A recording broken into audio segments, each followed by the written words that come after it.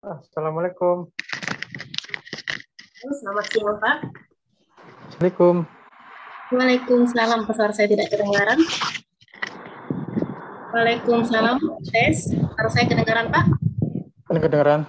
Kedengaran? Oke, sudah bisa dilanjut ke materi yang tadi, Pak? Iya, siap. Share screen ya.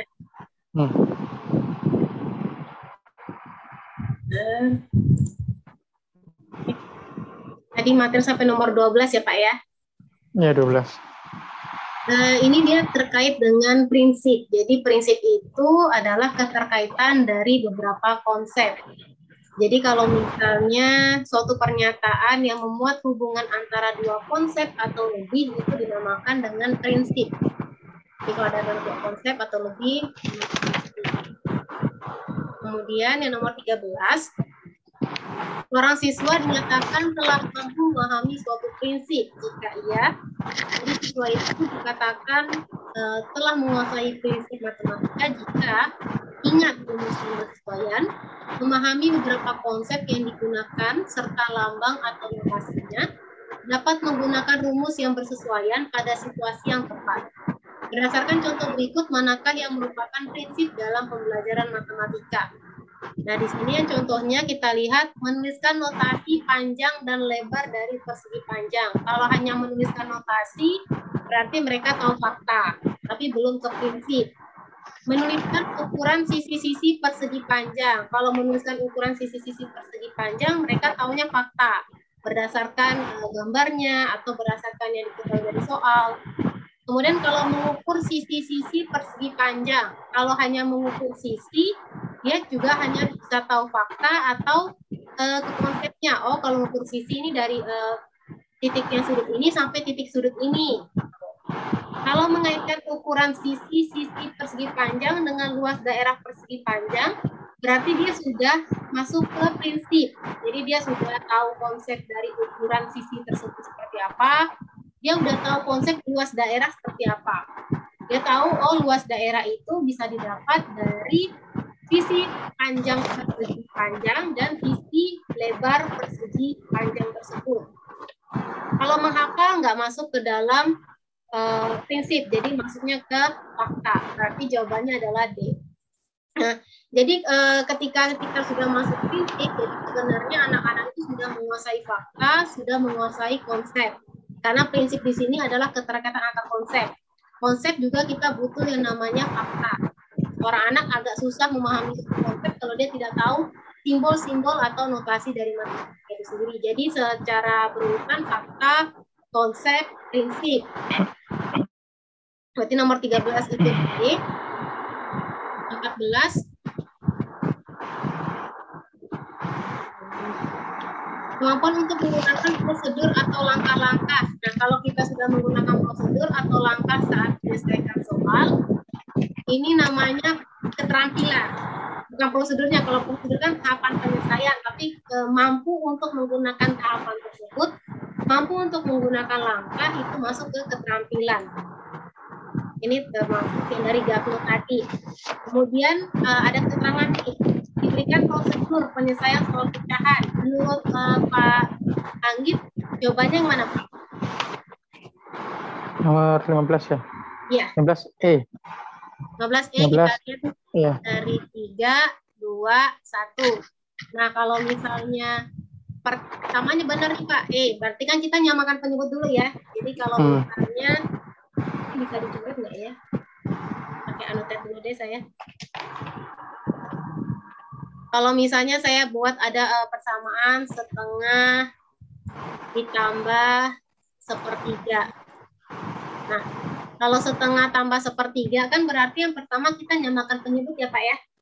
Penyebutnya berarti kelipatan yang terkecilnya, yaitu 6. Berarti kalau 6, kita dapat di sini 3 ya. Yang di sini kita dapat 6/3, 2. Nah, kira-kira apakah Pak Anggit bisa langsung menyederhanakan?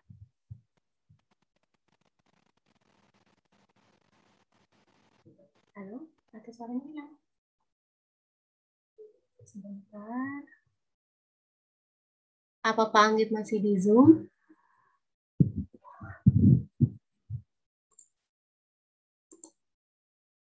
Suaranya nggak kedengaran, Pak. Masih.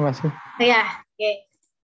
Ini kalau menurut Pak Anggit sendiri gimana nih, Pak? Apakah bisa langsung kita sederhanakan atau harusnya ditambah dulu pembilangnya?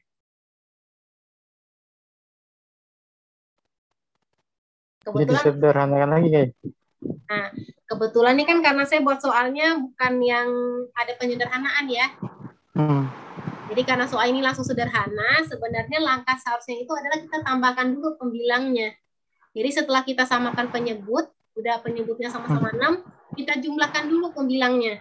Kalau misalnya Pak Anggit sederhanakan dulu, nanti jatuhnya gini, kalau kita sederhanakan dulu, 3/6 jadi setengah.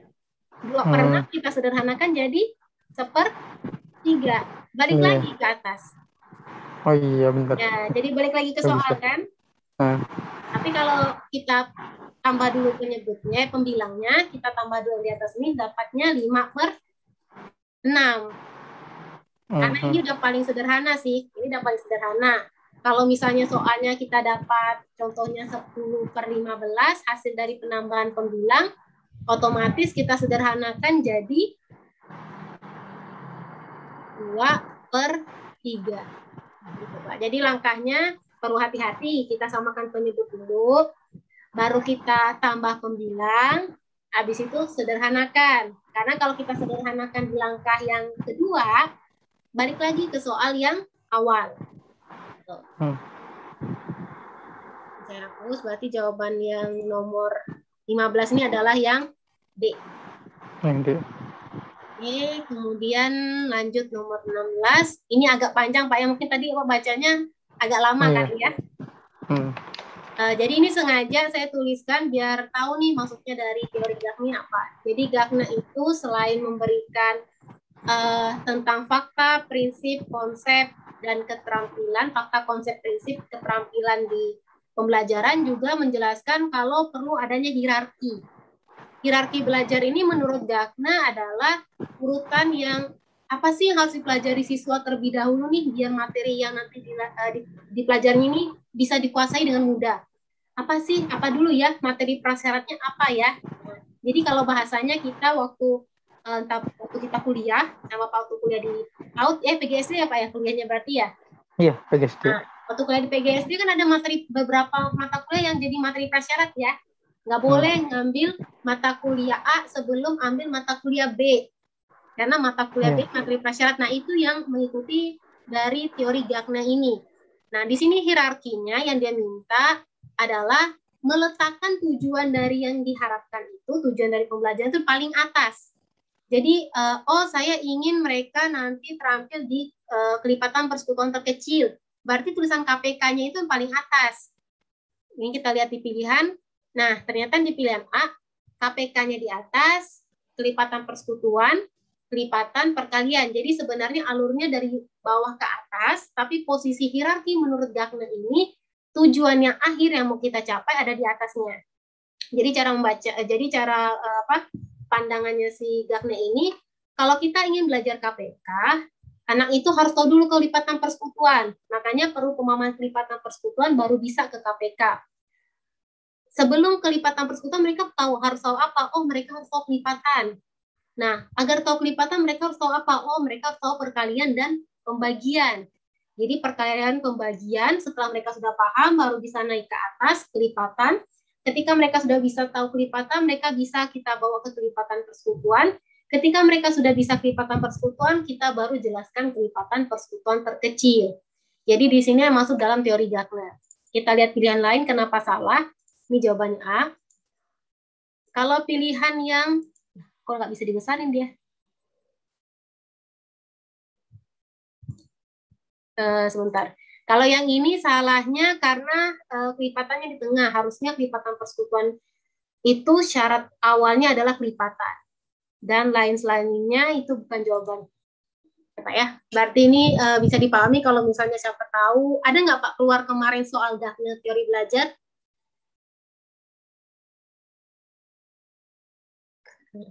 Begini enggak Mbak? Bu, enggak. Enggak keluar ya kalau Gagne ya kemarin ya? Enggak. Kemarin Tapi yang kalau kayak gini apa apa yang keluar kemarin ya? Piaget atau Ausubel atau apalagi satu lagi tuh. Mungkin yang korn itu yang piramida. Piramida ya, piramida ada. Oh, piramida ada keluar ya. Oke. Hmm. Nanti kita lanjut aja Pak ya. Iya. Ini sebagai tambahan, siapa tahu di tahap kedua ada muncul sedikit-sedikit. Oke. Iya. Yang 17 ini kan tadi Gagner udah jelaskan tentang fakta, konsep, prinsip, dan keterampilan. Jadi kalau misalnya ada keluar keterangan FKPK, udah nggak bingung lagi, oh FKPK ini maksudnya fakta, konsep, prinsip, keterampilan. Pada topik pecahan yang tepat. Dan di sini dikasih keterangan sih A sampai E-nya. Yang A, contoh fakta, itu katanya 2/4. Keterangannya mengandung arti adanya 2 dari 4 bagian yang sama seperti yang ditunjukkan pada diagram di samping. Nah, kalau misalnya fakta itu tidak ada mengandung pengertian apa-apa. Karena fakta itu kan ya udah kesepakatan berupa notasi, berupa lambang, berupa simbol. Jadi kalau misalnya fakta yang dimaksud di sini adalah pengertian dari 2/4, otomatis ini bukan fakta harusnya. Ini adalah konsep. Jadi nggak tepat. Contohnya, kalau yang B, contoh konsep pada topik ini adalah setengah tambah 1/4, bla bla bla 3/4, yang menunjukkan urutan-urutan pengerjaan. Nah, kalau misalnya ini udah menyatakan urutan pengerjaan, berarti ini prosedur. Kalau prosedur, jatuhnya ke keterampilan. Jadi ini bukan contoh konsep, tapi contoh keterampilan.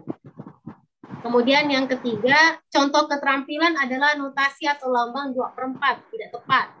Seharusnya kalau berkaitan dengan notasi atau lambang, dia adalah contoh fakta. Kemudian contoh prinsip. Pada topik tersebut adalah 2/4 tambah 1/4 sama dengan 3/4.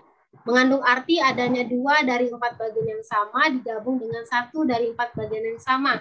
Nah, di sini sudah ada penggabungan konsep, penggabungan dari 2/4, konsep penjumlahan, sama konsep pecahan dari 1/4. Karena ini udah ada keterkaitan 2 konsep, maka dia adalah suatu prinsip. Nah, contoh ini benar. Jadi jawaban nomor 17 adalah D. Kalau ini, ya D. Kalau contoh konsep pada topik adalah notasi, ini bukan. Kalau kita bahas notasi aja, itu jatuhnya ke fakta. Jadi udah bisa Pak ya bedakan mana fakta, mana konsep, mana prinsip, mana keterampilan.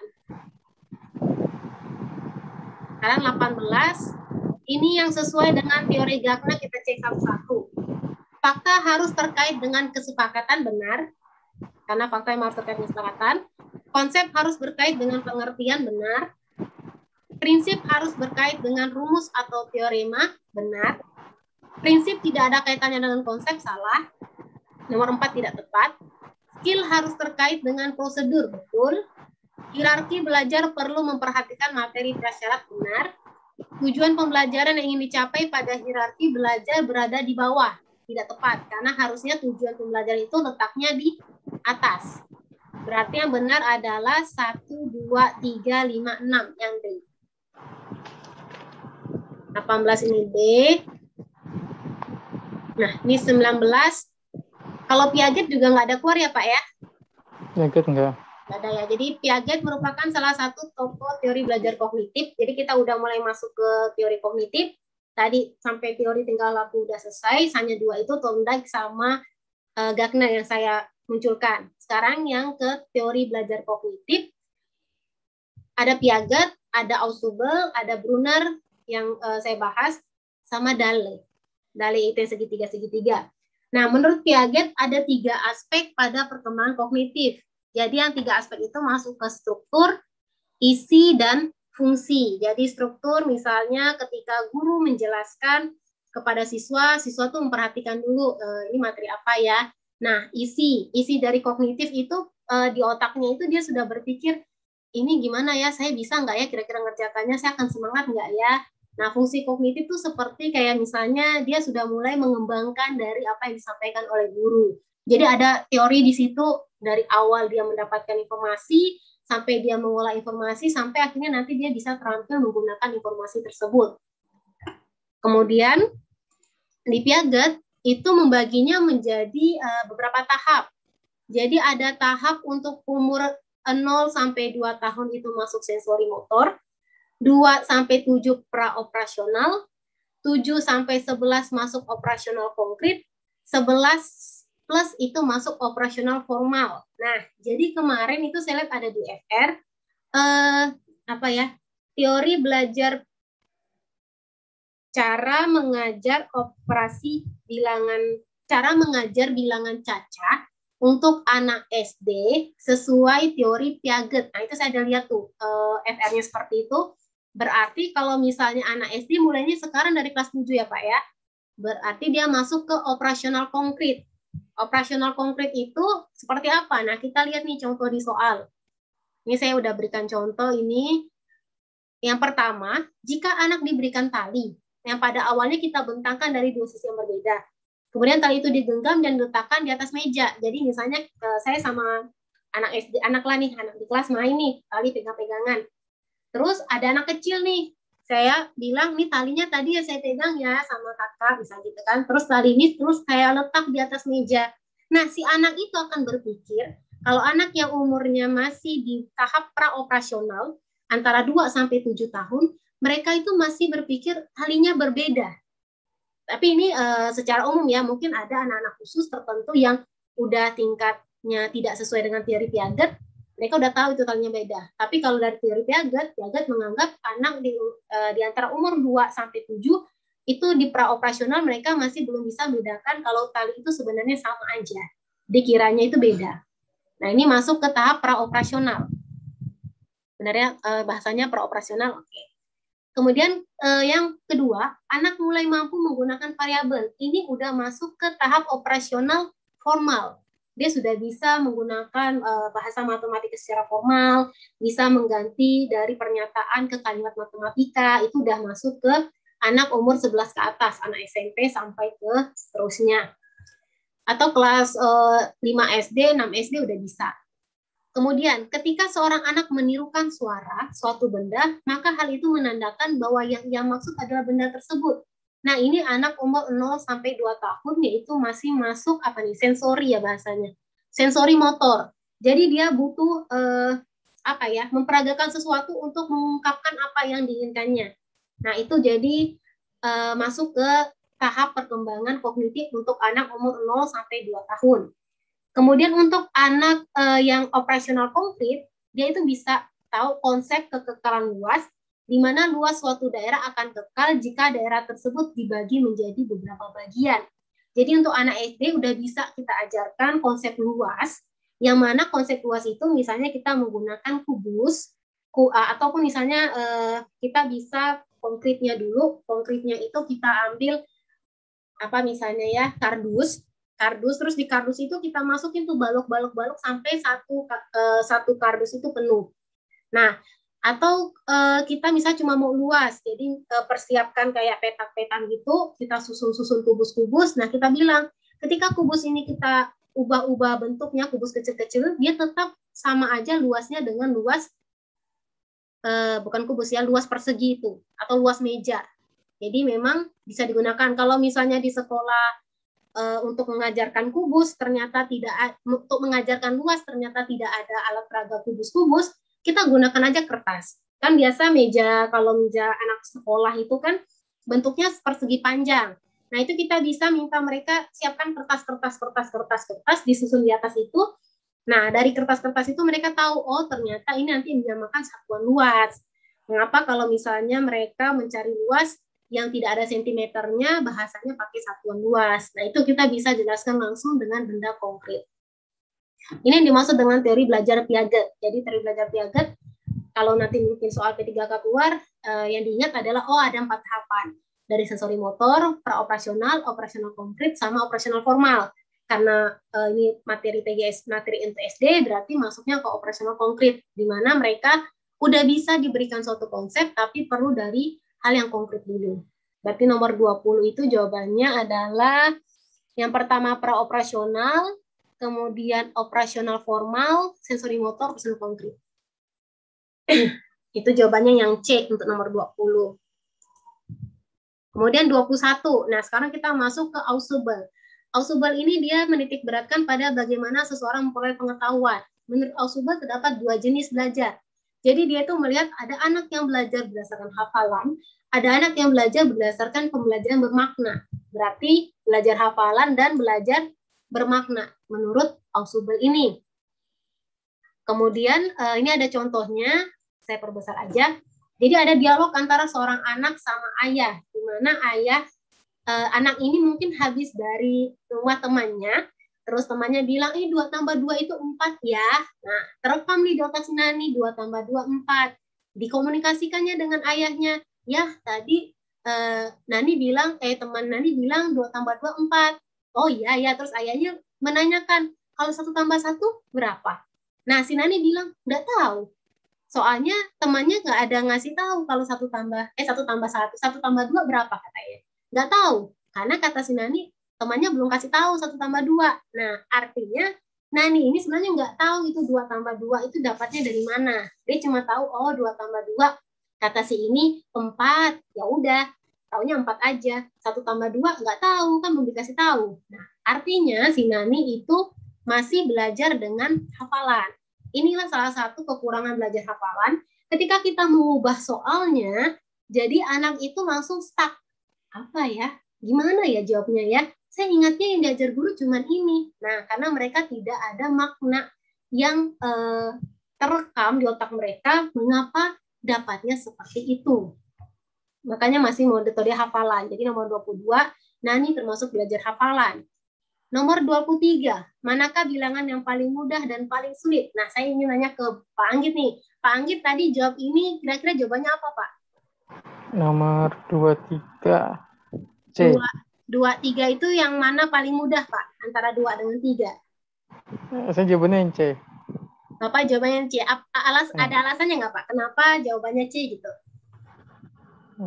Karena kan ada yang lebih sulit saya lihatnya, terus yang lebih mudah. Kan 3 kan 17 kan mudah tuh dia hafal. Tapi kalau yang lainnya sih ini sulit menurut saya. Kira-kira Pak Anggit ada melihat sesuatu yang unik nggak di soal ini? Yang unik maksudnya soal ini? Iya, yang bisa dikaitkan dengan apa yang anak-anak itu pasti akan terekam di ingatannya gitu. Yang paling unik ya.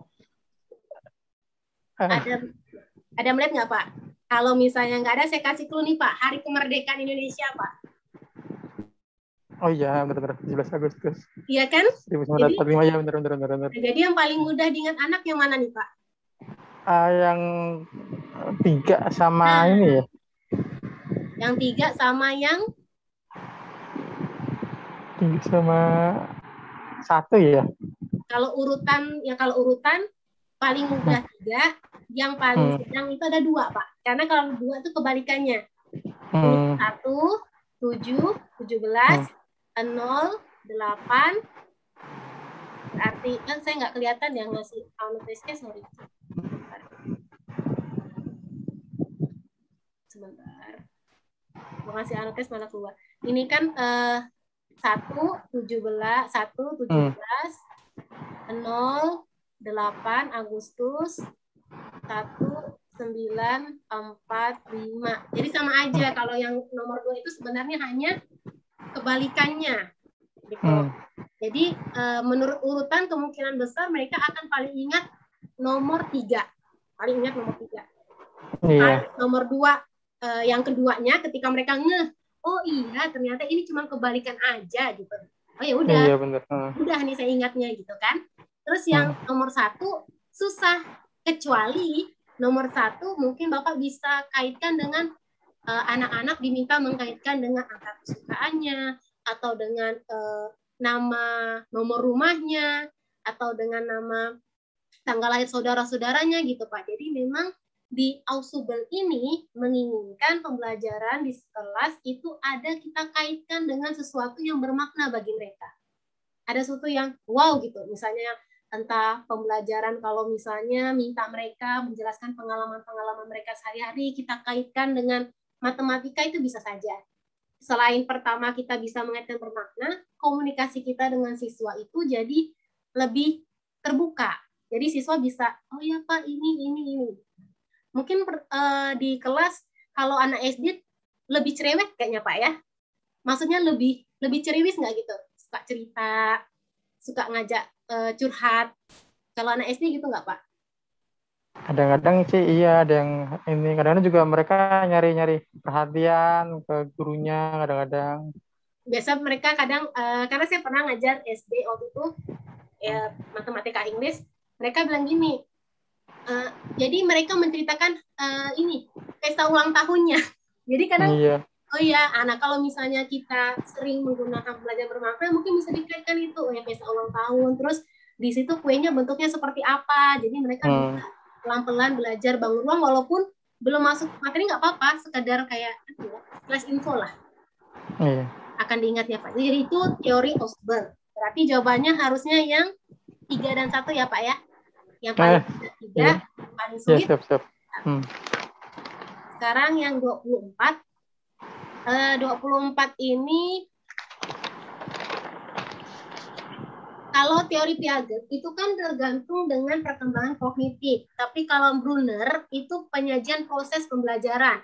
Jadi Piaget perkembangannya, dia dimulai dari umur berapa sampai umur berapa, dia bisa masuk perkembangan kognitifnya seperti apa. Tapi kalau Brunner, bagaimana kita menyajikan proses pembelajaran itu? Kita mulai dari apa dulu, terakhirnya apa? Itu Brunner. Jadi Brunner itu yang kita mulai pertama kali adalah inaktif, ikonik, dan simbolik. Nah, pengertiannya saya buatkan di soal nih, biar lebih enak. Tahapan ketika siswa mempelajari matematika dengan menggunakan sesuatu yang konkret atau nyata yang berarti dapat diamati dengan menggunakan panca indera, menurut Brunner dinamakan enaktif. Jadi ini enaktif. Jadi ketika anak, misalnya kita mau menjelaskan materi bilangan cacah kepada anak yang secara konkret, kita bisa menggunakan lemari kelas. Lemari kelas kita isi dengan buku-buku, kemudian kita kosongkan. Ketika dikosongkan, kita akan mengenal namanya bilangan 0. Nah, kan karena mungkin anak di umur, saya nggak tahu persis materi susunan SD, kan mereka pasti dimulai dari bilangan asli dulu apa. Habis bilangan asli, mungkin kita enak kalau bilangan asli bisa menggunakan jempol. Ini berapa? 1. Ini berapa? 2. Ini berapa? 3. Kita masih bisa gunakan jempol atau gunakan jari. Tapi ketika kita ingin menjelaskan bilangan cacah, kita bilang 0, mungkin di otak beberapa anak masih bingung. 0 itu apa ya? 0 itu maksudnya gimana ya? Nah, dengan konkretnya contohnya, mana ada keluar juga bagaimana mengajarkan bilangan cacah dalam suatu yang konkret. Bisa kita bandingkan dengan suatu tempat, diisi barang, kemudian kita kosongkan. Nah, kita akan bilang, berapa banyak barang di dalam kotak tersebut? Mereka bilang kosong. Tapi kalau dituliskan kosong gimana? Masa kita kosong tulisnya? Nah, ditulis dengan 0. Misal, berapa banyak buku di dalam lemari? Ternyata bukunya udah nggak ada, kosong, kita kosongkan. Nah, ketika kondisi lemari kosong dikatakan banyaknya buku 0. Gitu. Jadi, anak SD memang menurut Brunner, langkah pertama enaktif dulu, konkretnya dulu. Kemudian ketika siswa sudah dapat mempelajari suatu pengetahuan dalam bentuk gambar atau diagram sebagai perwujudan dari kegiatan yang menggunakan benda konkret. Jadi ketika kita sudah melihatkan gambar lemari, kita bisa mensimulasikan atau ilustrasikan dengan kotak.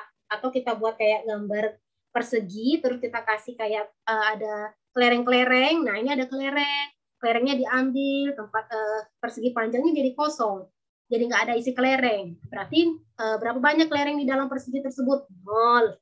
Berarti kalau kita udah bisa membuat mereka diagram seperti itu, mereka sudah berhasil membuat diagram, mereka sudah masuk ke dalam ikonik. Cara ngapain gampang, oh ikon. Berarti ikon itu simbol, mereka sudah bisa menyimbolkan. Bukan simbol ya, beda ya. Ikon itu berarti mereka hanya buat ikon-ikonnya. Aku salah, saya mau nih. Dia masuk ke ikonik. Nah, yang ketiga baru simbol. Nah, simbol ini ketika mereka sudah buat diagramnya, kemudian di mana pengetahuan tersebut diwujudkan dalam bentuk simbol-simbol abstrak. Nah, mereka bisa menyimbolkan misalnya yang awalnya mungkin menggunakan ilustrasi, mereka sudah menggunakan simbol-simbol matematika. Berarti dia sudah masuk ke tahap simbolik. Jadi yang pertama perlu dilihatkan benda konkretnya. Yang kedua itu masuk ke dalam enaktif. Yang kedua, mereka perlu diberikan suatu ilustrasi, entah gambar, entah diagram. Mereka buat diagram sendiri juga boleh, itu masuk ke ikonik. Ketika mereka sudah bisa dari diagram ilustrasi tersebut ke dalam kalimat matematika atau ke dalam, ya mungkin ada soal-soal pembelajaran lain, sudah bisa dibuat dalam simbol, berarti mereka sudah ke simbolik. Nah, itu dari Brunner. Kemudian di sini proses pembelajaran yang menggunakan tahapan enaktif, ikonik, dan simbolik adalah pembelajaran yang menggunakan ada pilihan media digital, visualisasi digital, dan diakhiri dengan komputasi digital. Bukan. Pengamatan, peragaan, dan diakhiri dengan penerapan. Bukan. Benda konkret, gambar visual, dan diakhiri dengan simbol. Betul. Jadi yang pertama benda konkret, gambar, dan diakhiri dengan simbol. Ini bukan, berarti jawaban yang 28C. 29, ini yang soal yang keluar ya Pak ya? Sama atau beda nih? Namanya kerucut Edgar Gale. Kerucut pengalaman. Ini menyatakan semakin ke atas itu yang diingatnya semakin kecil. Ini mengerjakan berarti kalau misalnya guru mengamati kerucut Edgar Gale, menurut Anda, ini saya typo nih ya, ini selesai. Menurut Anda, apa yang seharusnya guru lakukan untuk memperbaiki pembelajaran setelah mengamati kerucut? Nah, kalau untuk SD berarti memang mereka harus mengerjakan hal yang nyata dulu, harus berbuat dulu. Jadi mereka, menurut si Dale ini, dari kerucut pengalamannya, anak itu ketika melakukan sesuatu yang nyata, mereka akan lebih mudah untuk sampai ke tahap abstraksi. Seperti sama mirip dengan Brunner, yang mana konkret dulu, baru visual, baru mereka bisa simbolik. Mirip sebenarnya. Maka di sini pembelajaran mengamati kerucut itu lebih menekankan aspek psikomotor.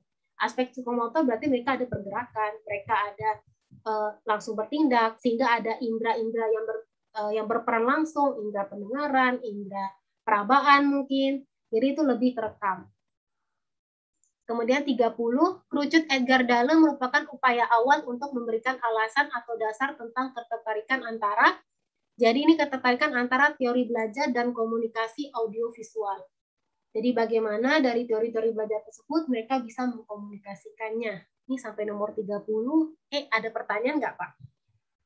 Itu nomor 24 apa ya tadi jawabannya? 24, sebentar. 24 itu ya. Ikonik simbol ya. Kira-kira dari 30 soal ada pertanyaan Pak atau sudah bisa dipahami semua? Itu apa?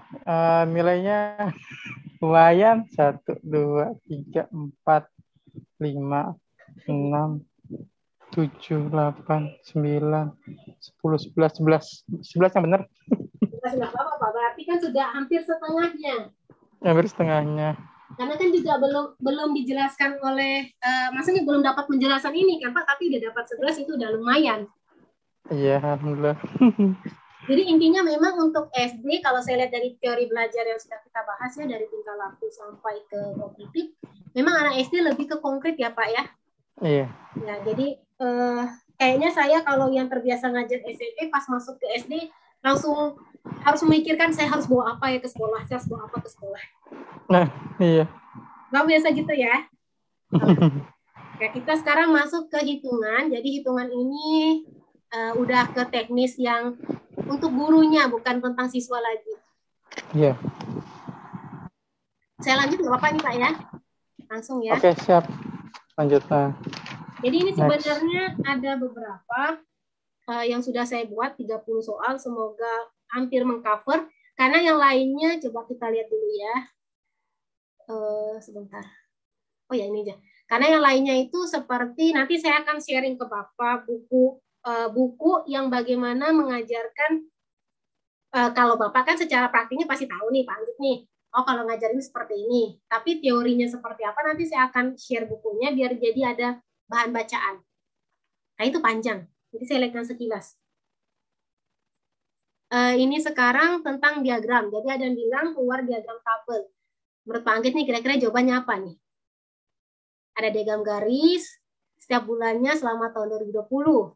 Nah, kapan penjualan TV mengalami penurunan tertinggi? Kalau dilihat sekilas, apa nih Pak kira-kira jawabannya?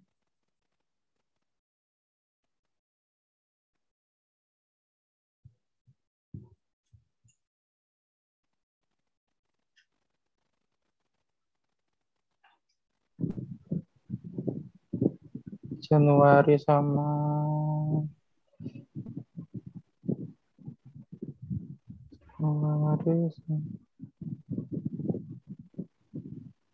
Januari Desember nggak ada. Desember.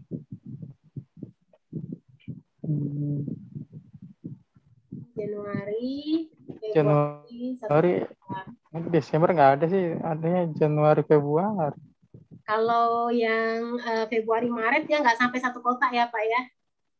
Masih lebih inilah penurunannya lebih banyak yang Januari, Februari. Sekarang yang turun lagi Maret, April, ini sih penurunannya kecil ya.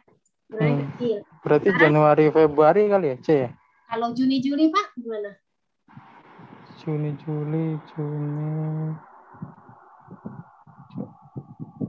Turunnya drastis banget ya. Nah, berarti yang benar jawabannya 15.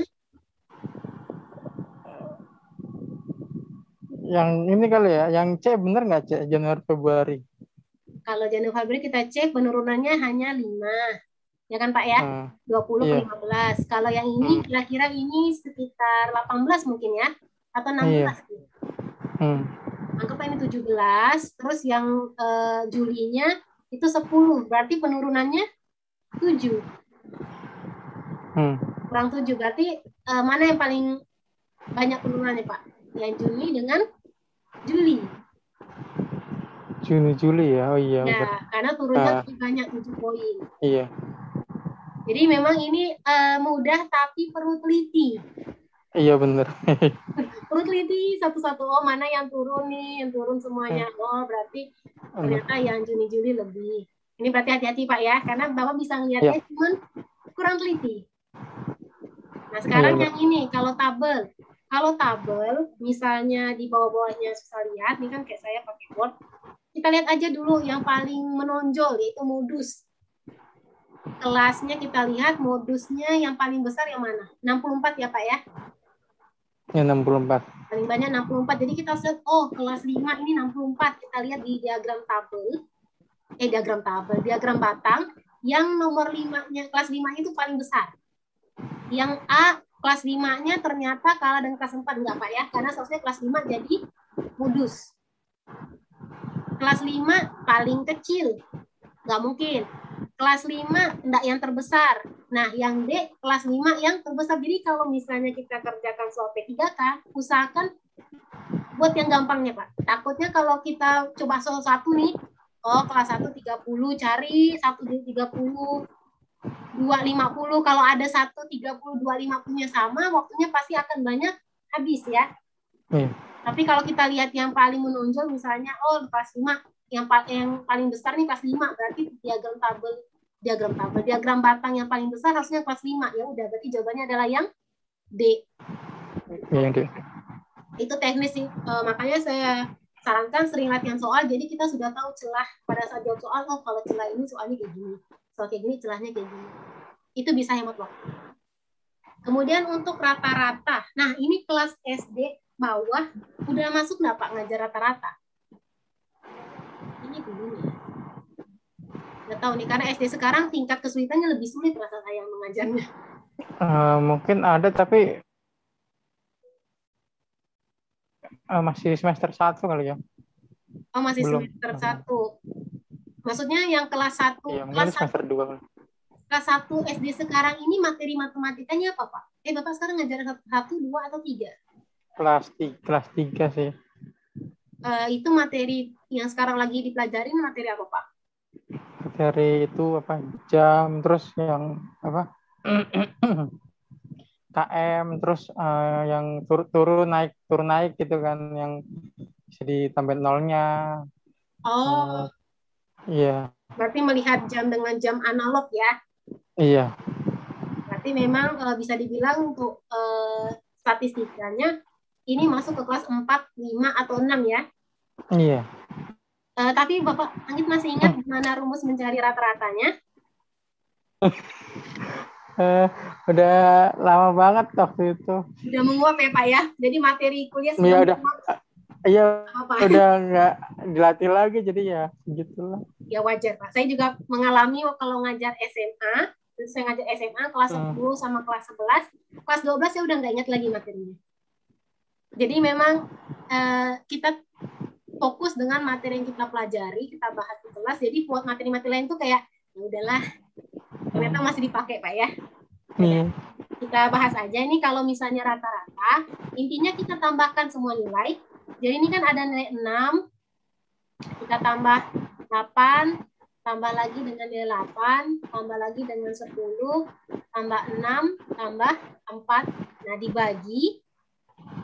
Kalau rata-rata dibagi dengan banyaknya data. Kalau di sini udah disebutkan 6 orang siswa, berarti langsung dibagi 6. Tapi kalau misalnya di soalnya tidak diketahui berapa orang siswa, langsung hitung aja. Ini ada 1, ada 2, ada 3, ada 4, ada 5, ada 6. Berarti ada 6 orang. Atau ada 6 data. Nah, datum sih. Kalau misalnya satu data itu namanya datum. Kalau misalnya ada 6 ini, satu ini disebut data. Berarti ada 6 nilai. Kita hitung. Ini boleh terserah bebas ngitungnya gimana. Saya lebih suka lihat ini kan ini jadi 10. 6 tambah 8 itu 14. 14 saya tambah 8 jadi 22 ya Pak ya. 22 tambah 10, 32. 32 ditambah 10, 42. 42 dibagi 6 jadinya 7. Nah, ini cara mencari rata-rata. Jadi jumlahkan semua, baru dibagi dengan banyaknya data. Kemudian kita sudah dapat rata-ratanya adalah 7. Kemudian yang nomor 4, ini ada pertanyaan juga, pertanyaannya FR-nya juga bilang gini, bagaimana rata-ratanya jika ada remedial? Nah, berarti awalnya harus cari rata-rata dulu. Tapi ternyata di soal udah ada nih ketahui nilai rata-ratanya. Nilai rata-ratanya adalah 4. Jadi kan rumus rata-rata tadi, rata-rata itu sama dengan jumlah data dibagi banyak data. Nah, jumlah rata-ratanya diketahui adalah 5. Ini hati-hati dalam membaca soal, Pak. Takutnya yang ditulis rata-ratanya 4. Pada keterangannya rata-rata nilai matematika dari 4 orang siswa adalah 5. Berarti setelah adalah ini baru nilai rata-ratanya. Jumlah datanya kita tidak tahu, saya tulis aja J. Simbolkan aja ini dengan J, jumlah datanya. Banyak datanya yaitu dari berapa orang siswa. Di sini diketahui dari 4 orang, berarti J-nya adalah 4. Nah, kalau dengan cara kita kalikan silang ya, berarti J-nya sama dengan 4 kali 5, berarti J kita tahu 20. Apa ini maksud dengan J ini, jumlah data? Maksudnya seperti yang nomor 3 tadi. Ketika kita jumlahkan nilai-nilai dari kasus nomor 4, 4 orang siswa, ternyata nilai dari 4 orang siswa itu adalah 20. Cuma kita nggak tahu si A dapat berapa, si B dapat berapa, si C dapat berapa, si D dapat berapa, nggak masalah. Yang penting kita tahu jumlah dari nilai mereka 20. Nah, kemudian berapa rata-rata, kemudian diketahui, oh seorang siswa itu ikut remedial. Kemudian nilainya naik 4 poin. Oh, kita tahu dia naik 4 poin. Berapa rata-rata nilai matematikanya setelah remedial? Nah, berarti ini rata-rata setelah remedial. Oh, ini saya rekam atau enggak ya, Pak? Ya, sebentar saya cek dulu.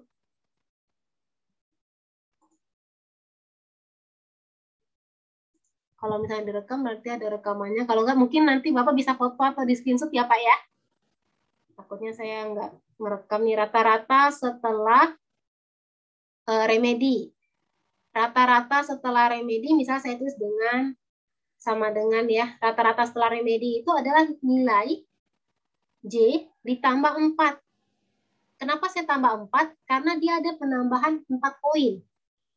Jadi nilai naiknya 4 poin. Jadi kan kalau misalnya kita secara logikanya, nilai awal mereka adalah 20 jumlahnya. Nah, ketika satu anak itu naik nilainya 4 poin, berarti tinggal J tambah 4.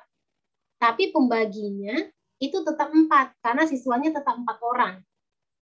Yaitu nilainya adalah 20 ditambah 4 dibagi 4, 20 tambah 4 dibagi 4, 24. 24 dibagi 4, berarti hasilnya 6.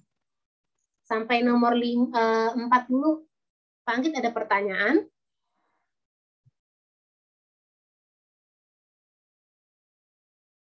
Kalau aman saya sebentar. Recording, oh sudah recording. Gimana Pak? Apa ada pertanyaan sampai nomor 4? Cukup. Ya, berarti jelas Aman. ya? Aman. Ya. Oke. Sekarang ini modus dan media nih agak panjang nih ya. Saya ambil aja soal-soal yang ada. Jadi nggak saya perhatikan panjang pendeknya. Kalau misalnya modus itu berarti harus dicari berapa banyak nilai yang paling banyak. Itu saya sebutkannya. Kebaiknya kita urutkan aja. Kita urutkan misalnya, saya jawab di sebelah sini. Kan ini ada nilai banyak data.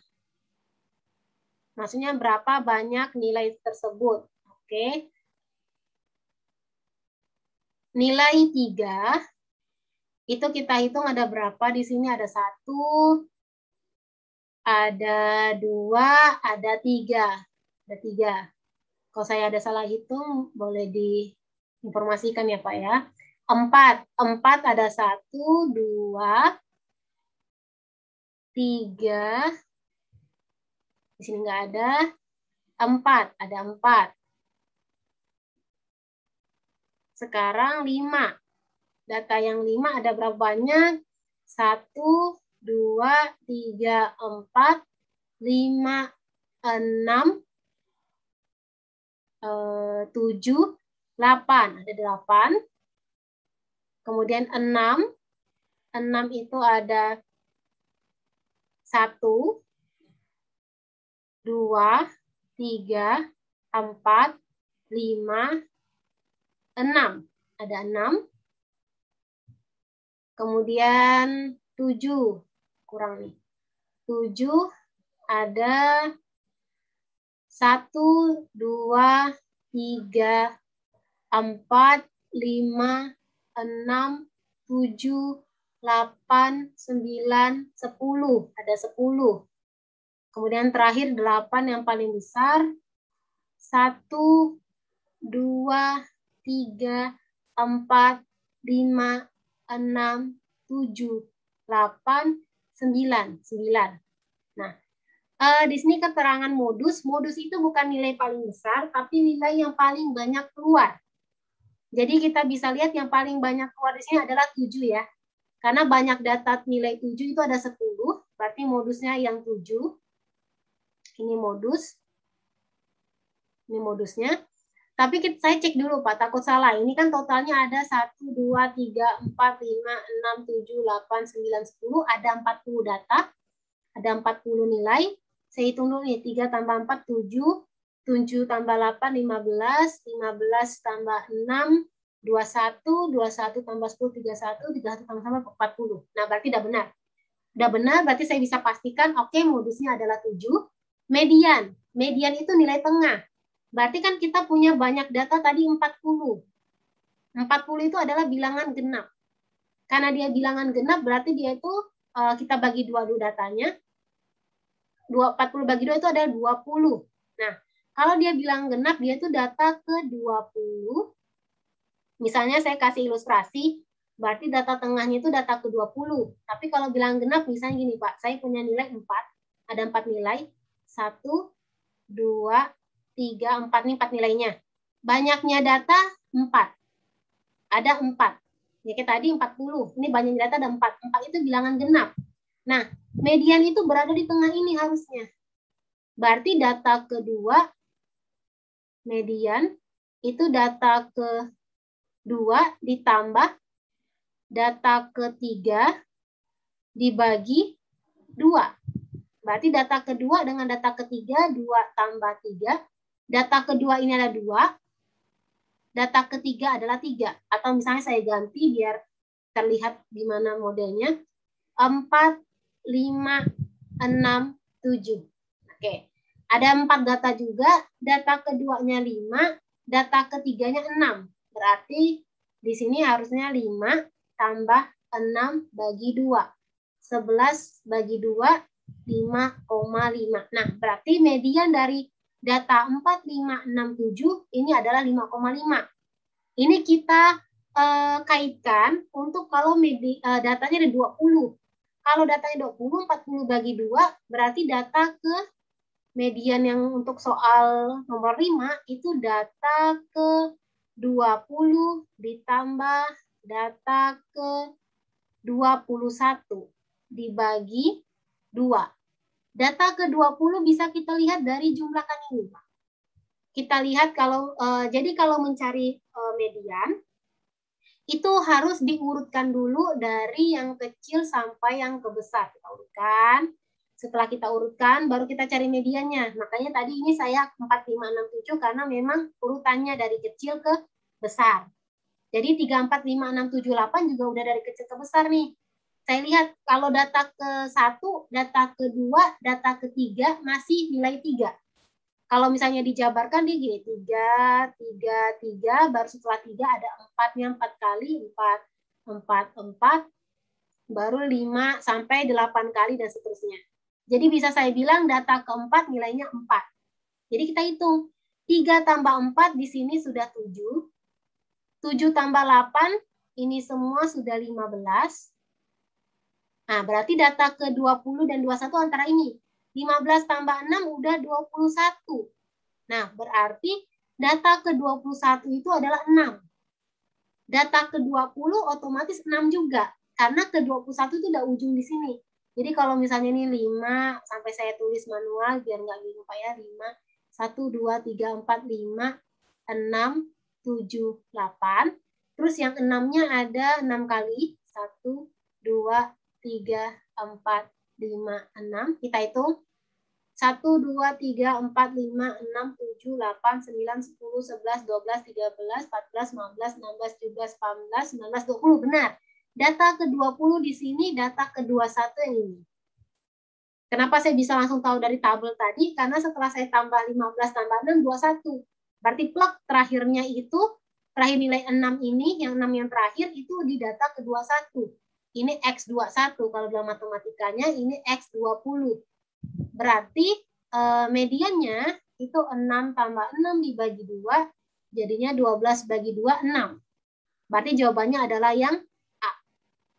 Berarti median itu enggak selamanya untuk bilangan genap, koma-koma, enggak. Jadi dia tergantung di mana letak data. Tapi kalau datanya genap, dia selalu 40 bagi 2, 20. Data ke-20 ditambah data ke-21. Nah, kalau misalnya saya kasih tambahan, bagaimana kasusnya kalau datanya itu adalah data ganjil? Nggak isi di sini ya. Terhapus ya. Kalau data ganjil, misalnya saya punya data, sudah saya urutkan 7, 8, 9, 10, 11. Nah, ganjilnya itu langsung di tengah-tengahnya. Mediannya langsung di tengahnya. Yaitu 9. Jadi kalau misalnya dalam soal yang mungkin sepanjang ini, kita ambil aja datanya berapa? 5. 5 bagi 2 berapa? X-nya itu adalah 5/2. Berarti X-nya 2,5, tinggal naik bulatkan ke atas. Berarti X3. Berarti kalau misalnya datanya ganjil, banyak data 5, banyak data yaitu ada 5 data. 5 data dibagi 2, kita mau nyari nilai tengah, jadi kita bagi 2. Ternyata kita dapat 5 bagi 2 kan 2,5. Kita ambil pembulatan ke atas. Berarti data ketiga. Nah, misalnya banyak datanya itu ada 7. Atau yang jeleknya misalnya ada 13. Nah, 13 itu kan kalau dibagi 2, 13 bagi 2 itu 6,5. Nah, berarti bukan data ke-6 yang jadi mediannya. Yang jadi mediannya adalah data ke-7. Seperti itu. Gimana Pak Anggit untuk modus median? Ada pertanyaan? Pusing. Pusingnya di mana Pak? Atau lihat tulisannya ya sebentar, saya hapus. Enggak, banyak ini sih, banyak caranya sih. Udah iya, ini. banyak caranya. Tapi kira-kira dari Pak Anggit sendiri kalau misalnya nih dikasih rata-rata tadi, rata-rata aman ya Pak ya? Rata-rata aman. Rata-rata aman. Kalau misalnya modus Modus gimana? Terus tadi ngitungnya dari mana tadi ngitungnya yang tadi yang ngitung yang itunya modusnya. Kalau modus, Nanti di atas ya?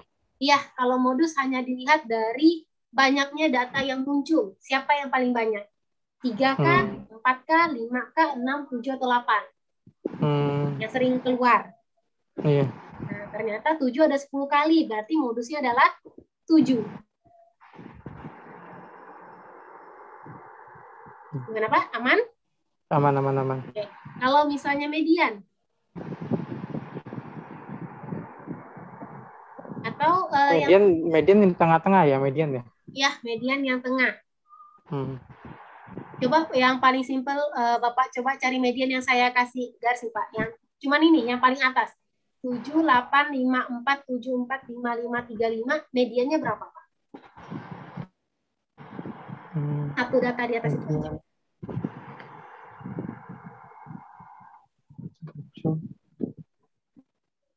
7, 8, 5, 4, 7, 4, 5, 5, 5, 6, 3, 5,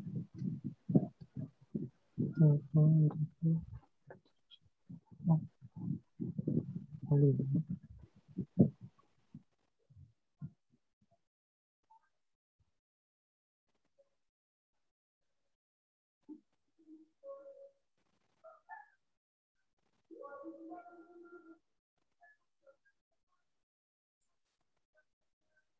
Ini kalau saya urutkan dari kecil ke besar berarti 3, 4, 5, 5, 5 lagi, 5 lagi, 5-nya ada 4. Oh, 4-nya ada 2 kali ya.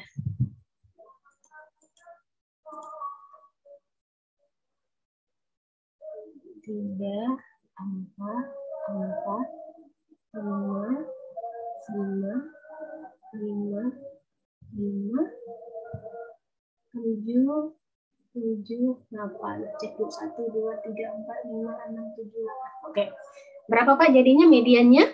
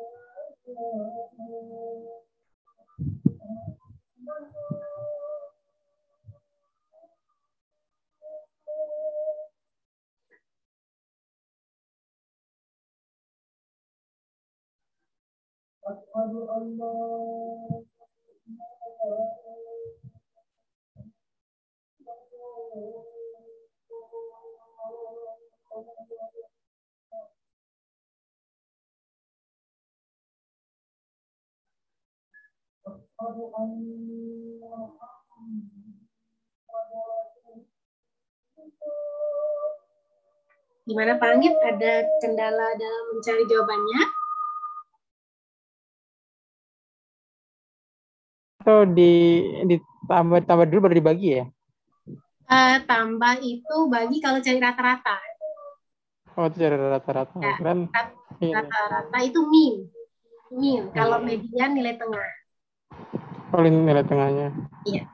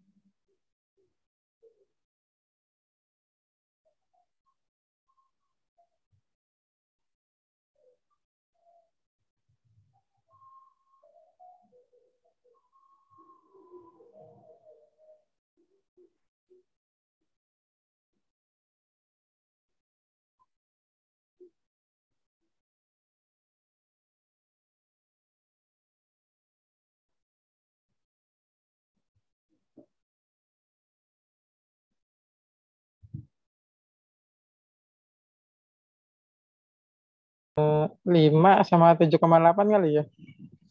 Limanya apa Pak? Limanya karena banyak. Bener nggak? Lima, Salah ya? ya. Lima Nah, itu kan. modusnya betul. Jadi kalau yang satu baris ini benar, modusnya 5. Karena limanya ada 4 kali ya. Iya, Kalau 4 kali. median tadi berapa Pak? 7,8. Bener nggak? Dapat dari mana Pak? 7,8? Karena apa? Pinggir-pinggirnya ini 78. Kayaknya saya memang agak sulit menjelaskan rumus tadi Pak ya. Boleh saya hapus nggak Pak biar enak dilihat ini? Boleh. Ya. Oke, karena sampai ke bawah tas sebentar. Ini soalnya mana ya? Jangan bilang saya hapus soalnya juga. Tolong dulu, saya clear dulu ya Pak biar. Tapi udah dicatat ya Pak ya? Udah, catat. Namanya saya clear dulu. Ini nggak pakai. Bentar, satu-satu nih sepertinya nih. Oh iya, soalnya ikutan terhapus ternyata.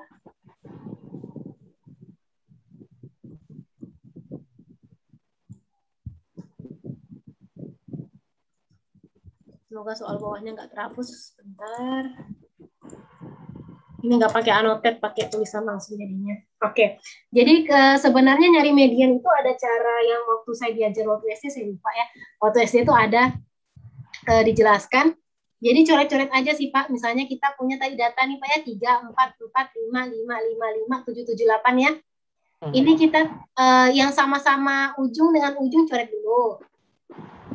Terus 4 dengan 7. Maksudnya kiri kanan sama-sama kita coret. Ini kita coret lagi. Nah, tersisalah 2 kan Pak? Berarti yang tersisa adalah 5 dengan 5. Nah, yang tersisa ini dibagi 2 aja. 5 tambah 5 dibagi 2 jadinya 10 per 2. 10 per 2 adalah 5. Iya, 5. Jadi lebih cepat. Kalau tadi saya kan pakai data ke itu memang untuk anak SD juga kalau misalnya kita jelaskan data ke mereka masih yang kayak gitu. Karena kita harusnya dari konkret, saya lupa. Jadi kalau misalnya yang ganjil, ini kan tadi genap Pak ya. Genap, kita pasti tersisa 2 di tengah. Kalau genap pasti setelah kita coret, itu tersisa 2 di tengah. 2 di tengah itu langsung kita bagi 2.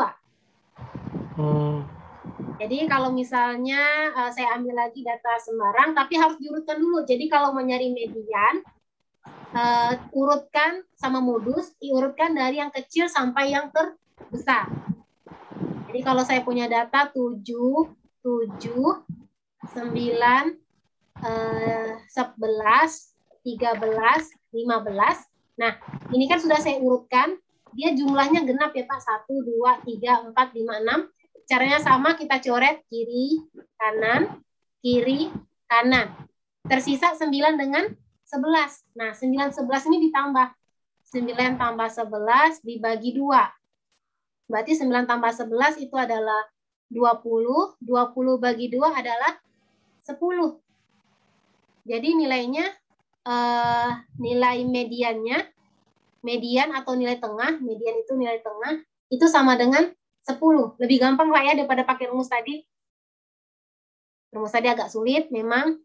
Saya lupa. Ini berarti sekarang kalau ganjil misalnya saya buat 7, 9, 12, 14. Nah, ini kan jumlahnya ganjil. Ada 1, 2, 3, 4, 5. Ada banyaknya ganjil. Ada 5 data. Kiri, kanan, berarti sisa 12. Ya udah, 12 ini langsung median. Enaknya data ganjil, dia pasti tengahnya hanya ada 1. Dan itu pasti jadi median. Kalau data genap, di tengahnya ada 2, harus dibagi 2, baru kita tahu mediannya. Nah, kalau kayak gini caranya bisa dipahami, Pak? Lebih gampang lah ya? Iya. Oke, berarti modus udah. Median kalau nilai paling kecil, nilai minimum. Nilai minimum itu adalah 3. Nilai yang paling kecil dari data, nilai maksimum itu nilai paling besarnya adalah 8. Berarti di sini nilai minimumnya 3, nilai maksimumnya 8. Oke, untuk statistik kayaknya sudah saya coba keluarkan yang ada di FR. Ada pertanyaan tuh nggak Pak? Median, modus, rata-rata? Aman? Aman. Aman ya Pak ya. Rata-rata itu cuma mau kasih tambahan aja Pak. Rata-rata itu dibilang min. Jadi hati-hati dengan kata median, sama modus. Kalau mean artinya rata-rata, median nilai tengah, ini nilai tengah. Kalau modus yang paling banyak muncul. Gitu. Oke, kita lanjut ke geometri. Nah, ini kemasuk bangun ruang, ada satu FR yang bilang ada suatu susunan kubus, kemudian dilihat dari sisi kanan, kiri, atas, bawah katanya. Jadi saya buat salah satu contoh, di-enterkan aja nih ya. Lah, kemana dia? Oke, pada suatu gudang terdapat dus sisa hasil pendistribusian pada akhir bulan Maret, tampak tertata pada gambar di bawah ini. Jika tumpukan barang tersebut dipandang dari atas, jadi misalnya kita ini barang bisa berada di bawah, kita cek dari lantai 2, tampilannya seperti apa? Manakah gambar berikut yang merupakan bentuk pemikiran ketika kita melihatnya dari atas? Nah, menurut Pak Anggit ini mana jawabannya, Pak? Yang gambar pertama kah? Ini anggap A, ini B, ini C, ini D, ini E. A, B, C, D, E.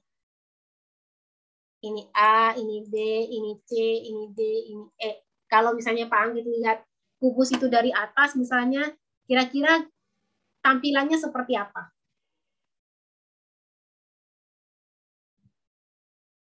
Yang C kayaknya. C.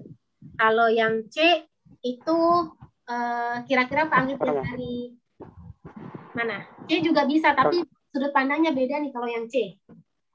Iya, karena lihat dari apa ada atasnya itu, atasnya kan dari ada atas. Kayak atasnya Pak ya. Iya, ya, berarti atasnya. Pak Anggit lihat dari sisi depan. Iya, sisi depannya. Nah ya, C itu sisi depan, ini depan. Kalau kita lihat dari depan, yang C ini adalah sisi depannya. Oh ya, bisa saya tulis ya. Iya. Nah, kira-kira kalau dari sisi atas akan seperti apa gambarnya? Dari atas.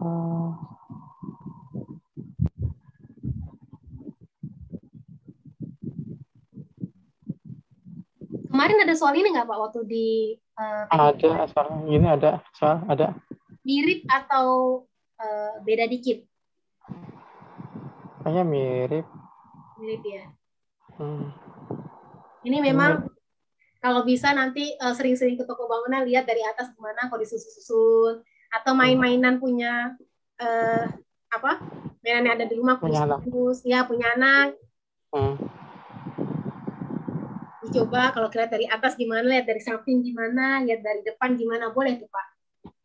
Eksperimen ya. Iya.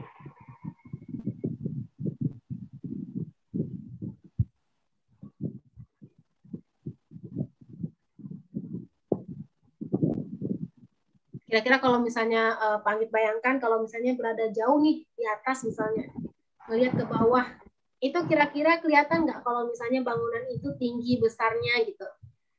Misalnya Pak Anggit pernah naik pesawat? Pernah ya? Lihat dari jendela pesawat, itu pas lihat ke bawah, itu kayak miniatur semua nggak sih? Kayak kecil-kecil gitu. Iya, benar, miniatur. Kayak datar-datar gitu ya. Iya. Nah, bayangkan bangunan ini seperti datar, nggak ada tinggi-tingginya. Kira-kira gambarnya seperti apa?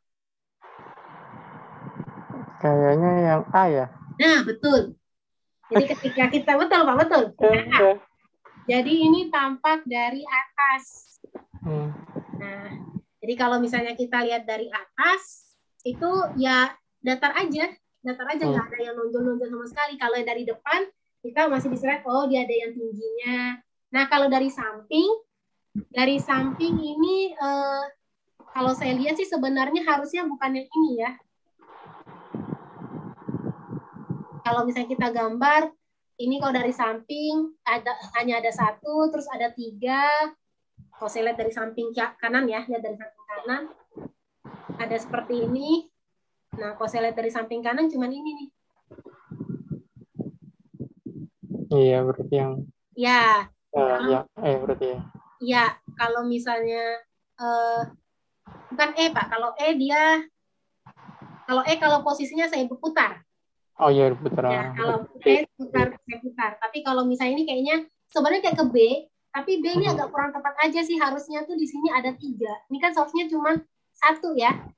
Iya. Isinya cuma 1, jadi kurang tepat. Jadi yang tampak samping saya rasa untuk pilihan di sini belum ada yang pas. Jadi boleh nanti Pak Anggit pinjam mainan anak. Kalau Pak Anggit udah punya anak nih berarti ya.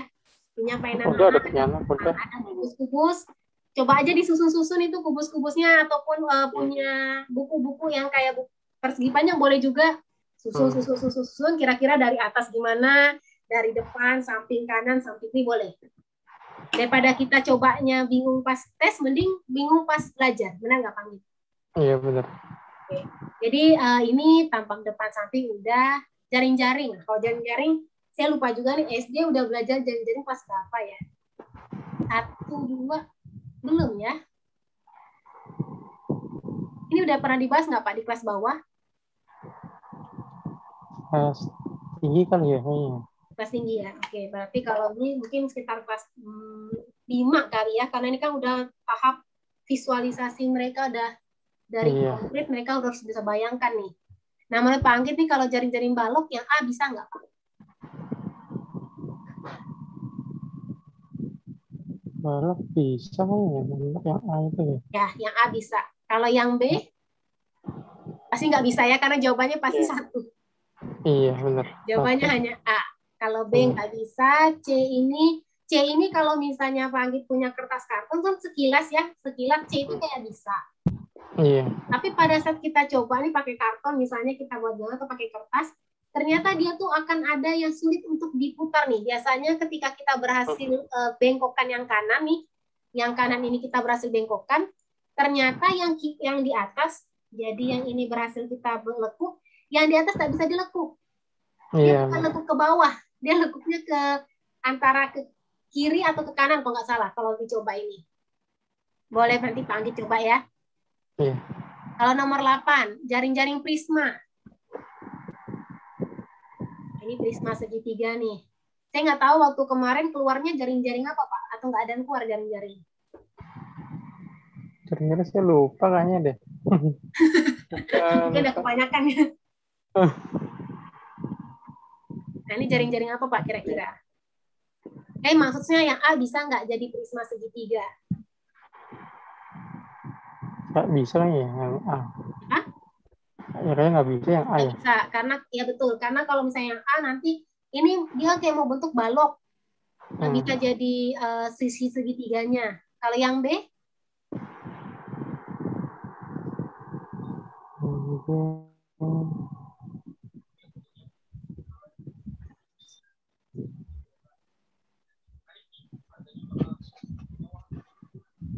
Kayak yang D kalau nggak salah ya. Kalau B dia jatuhnya kayak limas. Bukan kayak limas ya. Iya, dia tuh kayak bawahnya jadi persegi, atasnya segitiga. Sedangkan kalau prisma itu kan harus atas bawahnya gitu kan. Kanan kirinya harus bentuk kayak segitiga, maka jadi prisma segitiganya.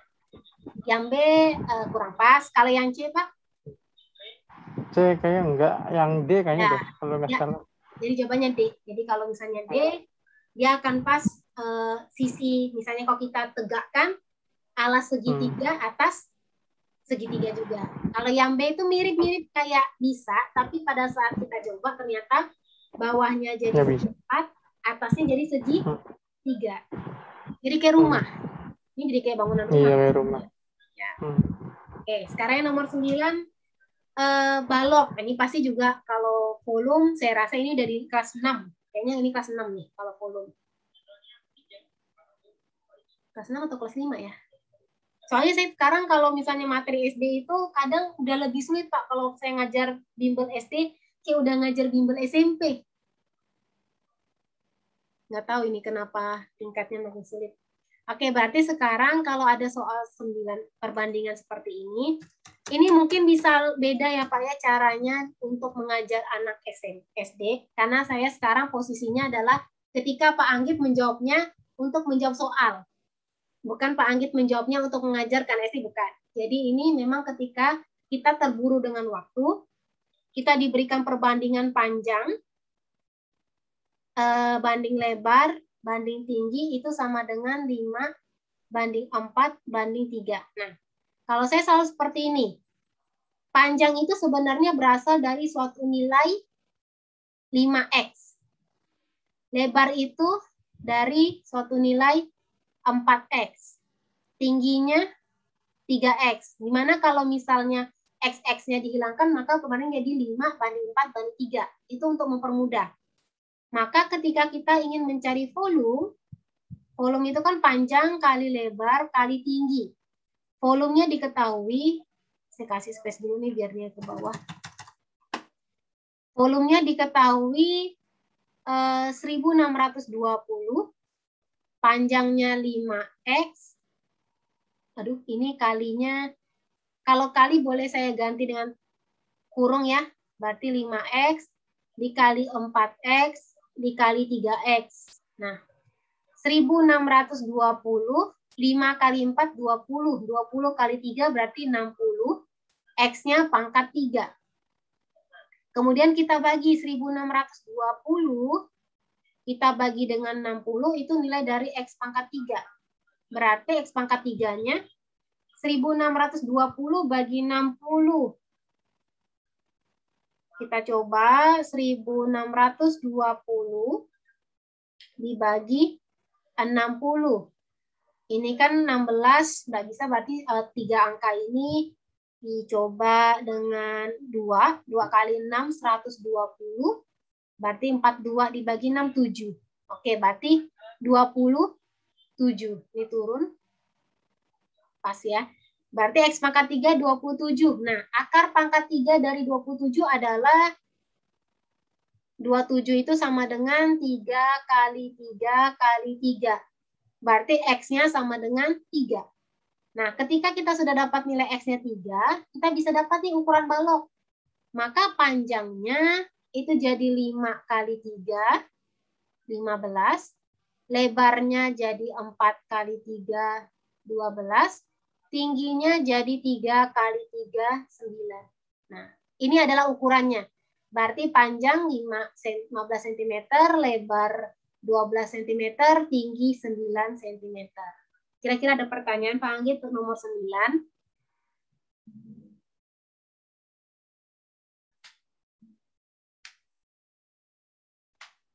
Aman. Aman ya Pak ya? Oke, kita lanjut ke nomor 10. 10 itu perbandingan. Nah, ini juga nih yang di FR-nya bilang perbandingan volume. Jadi kita cari dulu volume kubus. Volume kubus itu kan sama dengan panjang rusuk pangkat 3. Atau panjang rusuk kali panjang rusuk. Rusuk kali panjang rusuk. Atau misalnya kalau di rumus matematikanya R pangkat 3. Atau ada juga yang membuatnya S, sisi.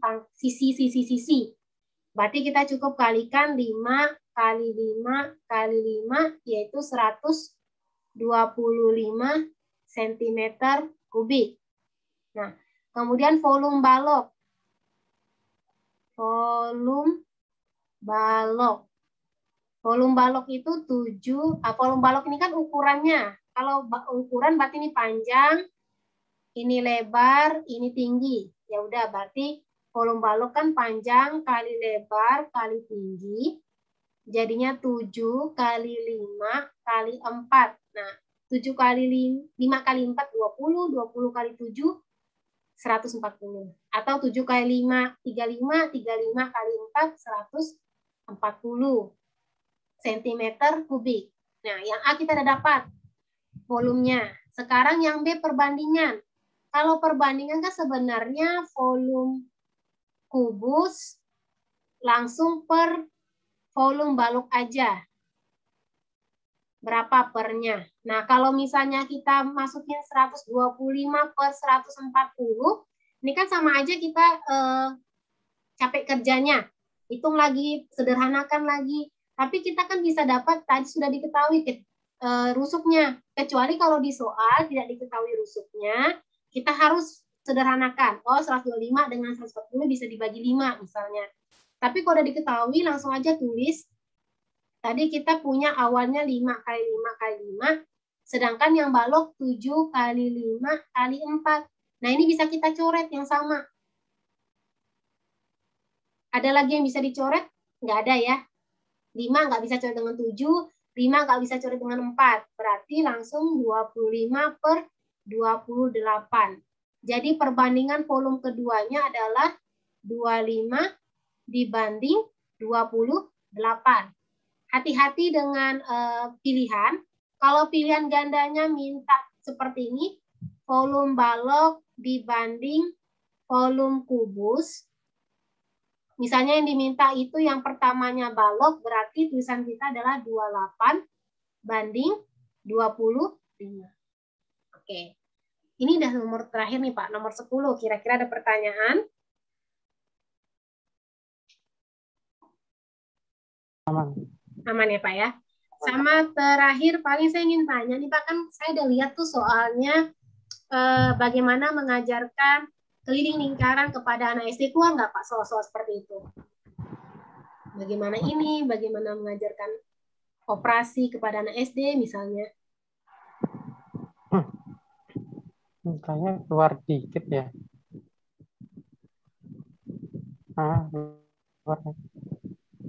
Keluar dikit ya Pak ya. Mas, Dikit. ada juga yang di Telegram itu saya baca lucu, cara membuat kayak kue gitu loh. Jadi tahapan membuat kue. Jadi ada tahapan-tahapannya gimana, itu ada juga keluar Pak pas di ujian Pak Anggit. Ujian pas kue keluar. Nah, sampai berarti itu menggunakan insting lah kira-kira secara logisnya pembuatannya seperti apa. Nah, kemudian saya ingin share sedikit lagi. Ini sebenarnya waktunya udah lewat 2 menit, maaf ya Pak Anggit ya. Bapak. Ini saya akan share. Bisa jadi mungkin tidak semuanya keluar, tapi bisa jadi ini udah pernah ada nggak Pak dapat dari BIMTEK Telegram materi ini? Maksudnya? Sudah pernah Bapak download atau sudah pernah dapat materi ini? Belum ya. Nah, jadi sebenarnya ada atau tidak soal di dalam sini keluar di P3K, cuman pasti tetap bermanfaat untuk Pak Anggit, apalagi untuk ngajar di SD, karena ini khusus SD. Karena saya lihat bagus nih Pak, di sini saya ada lihat bagaimana mengajarkan operasi bilangan bulat kepada anak SD, bagaimana mengajar lingkaran. Nah, ini nggak mungkin saya jelaskan karena panjang. Iya benar. Jadi bisa Pak Anggit baca, siapa tahu soal-soal ini bisa membantu memberi gambaran kalau ada pertanyaan, bagaimana mengajarkan operasi bilangan bulat, operasi pengurangan, penjumlahan, perkalian, pembagian kepada anak SD. Karena di sini udah lengkap. Udah lengkap, nanti saya share langsung ini kan ada pengurangan, cara membelajarkan pengurangan bilangan bulat. Jadi bisa sebagai referensi Pak Anggit mengajar ataupun referensi untuk persiapan P3K. Oke. Sampai sini ada pertanyaan dulu Pak Anggit sebelum diakhiri. Ya, cukup. Makasih. Sama gini Mbak atau Bu? Mbak aja, Mbak. Karena Mbak saya aja. kalau Ibu kayak kelihatan sudah tua banget. Oke, udah Mbak. Makasih Mbak Sri. Ya, sama-sama Pak ya. Saya mohon maaf jika ada kekeliruan, ada salah. Ya, nggak apa-apa. Ilmu juga banyak juga yang bermanfaat, Mbak. Ya, alhamdulillah. Semoga lolos ya Pak ya, tahap 2. Amin, mudah-mudahan. Saya akhiri ya Pak ya. Terima kasih banyak. Assalamualaikum. Ya, sama-sama. Ya. Waalaikumsalam warahmatullahi wabarakatuh.